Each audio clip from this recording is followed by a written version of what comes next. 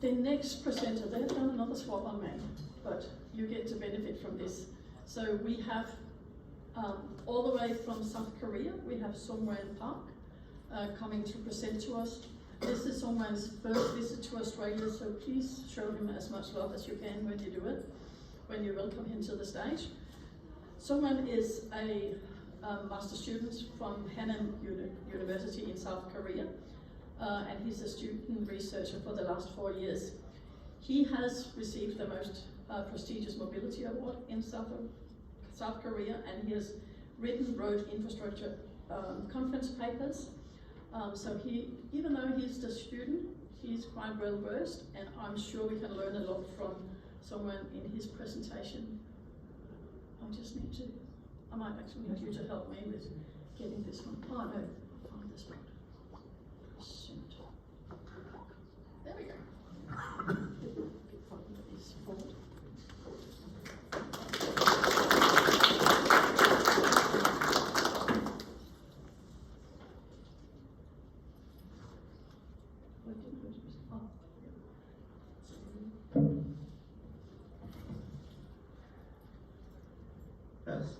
Good afternoon, everyone. My name is Songwan Park, and I will present presentations of autonomous driving stability analysis based on ADAS equipped vehicle test in South Korea. The presentation will process in the following order: the research overview, research process, and research real-world driving data analysis, finally discussion and conclusions. First, let me briefly introduce autonomous driving technologies. According to SAE standard, autonomous driving is classified into 6 levels. Level 0 to level 5. Level 0 is manually driving with no autonomous, and level 5 is full autonomous driving.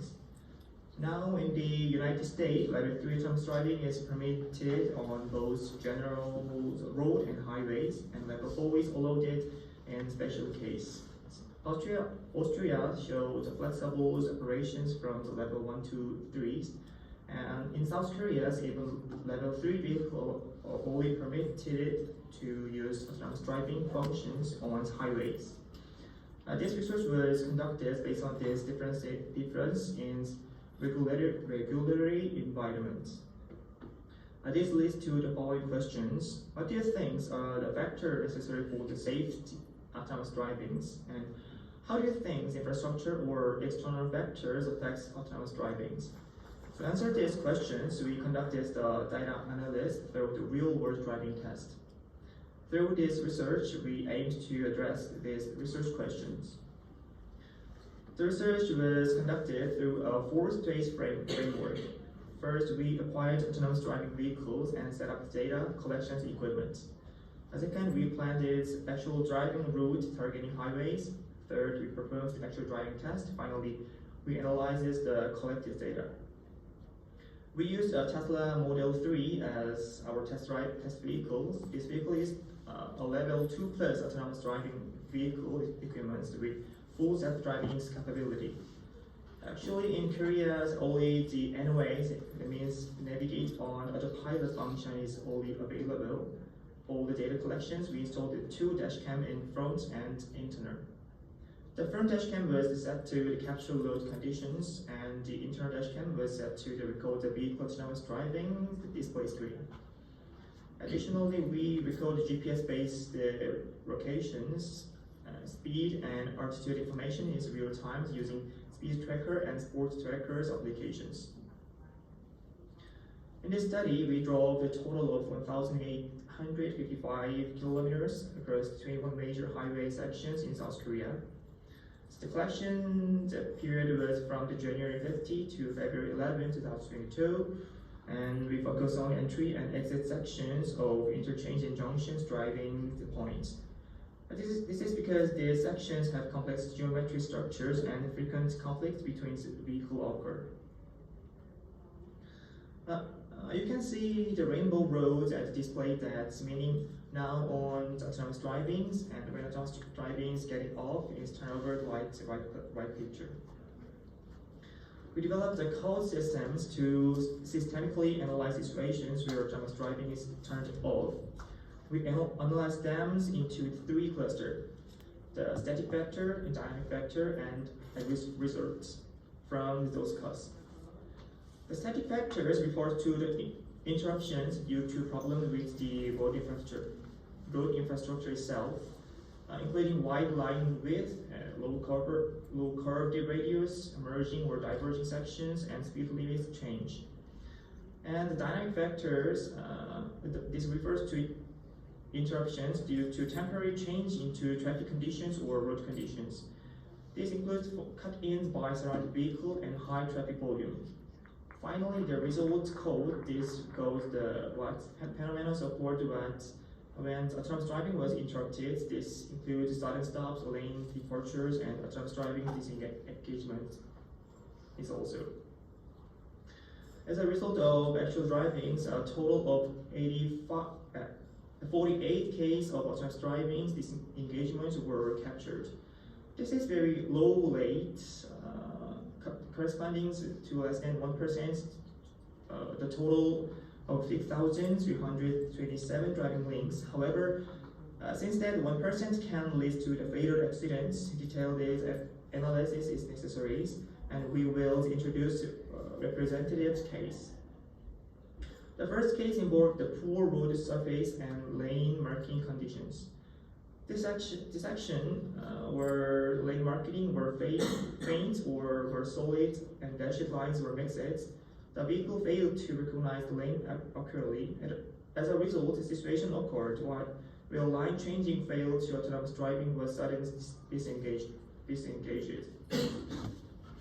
The second case involved a conflict due to merging and diverging and entry-exit situations at ICs, JCs, rest areas, toll gates, etc.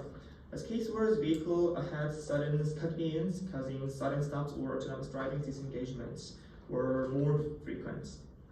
This is analyzed to be mainly caused by short acceleration, short deceleration lanes, and complex geometric structures in entry-exit sections. As a result, we can find the failure to change lanes in highways conditions. The third case is failure to control speed in entry-exit sections, especially in sharp curved sections. Insufficient decelerations occurred, causing lane departure or unstable movements due to the centrifugal force. From the passenger's perspective, it was a very dangerous situation. The fourth case involved a problem caused by vehicle parking or obstacle on the shoulder. When the autonomous driving systems detected the parked vehicle on the shoulder, there was a case where it exhibited decelerations or failed to re-acceleration smoothly after decelerations. Disrupting overall traffic flow, this is a case show that more sophisticated recognitions and response algorithms for shoulder objects are needed. As I mentioned first, the autonomous driving disengagement rate was very low at 1% of total driving. However, sudden stops or unexpected autonomous driving disengagements on highways can lead to secondary accidents. So that 1% can be fatal. And 68.8 of every event from static vector. This is the most important findings of this research. Road infrastructure's defects themselves are the much bigger problems than unexpected situations or dangerous drivings by the other vehicle.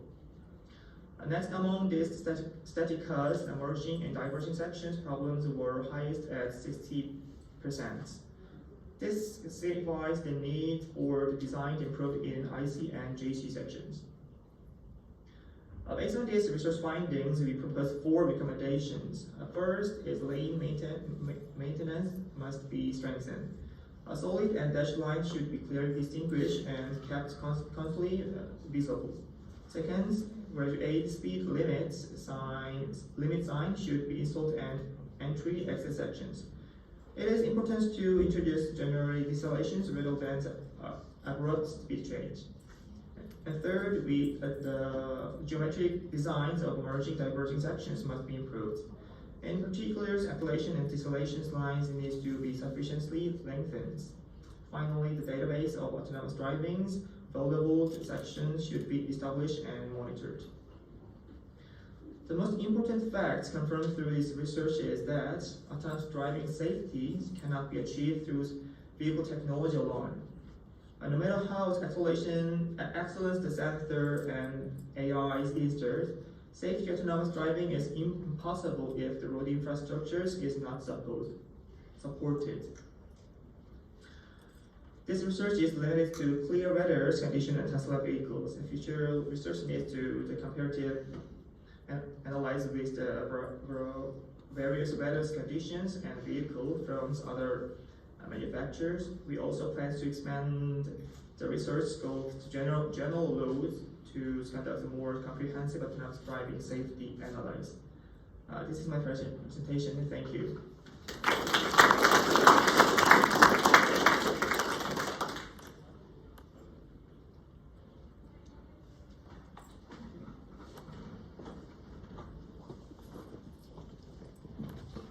Thank you. I think that really reinforced the importance of that we can't do this in isolation.